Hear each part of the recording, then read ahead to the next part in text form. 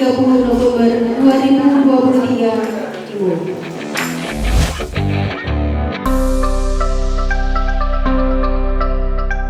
Yang kami istimewakan ibu-ibu superior, Bapak Yuda, Bapak media yang sudah hadir bersama kita hari ini dalam hal melakukan reakreditasi Puskesmas Pate yang sebelumnya sudah pernah mendapat dasar pada tahun 2017 ya Bu Abida.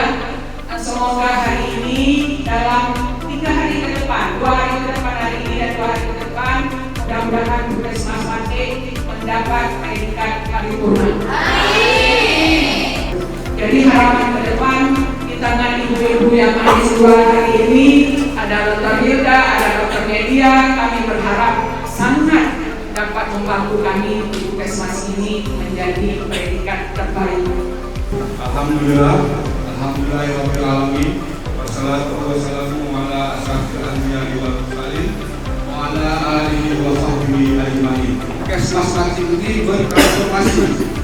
Jadi kita di tahun 2017 itu kita sudah diakreditasi dan mendapatkan dasar. Kemudian sebenarnya di tahun 2019 kita akan direakreditasi. Saat itu ada COVID sehingga diundur sampai dengan hari ini.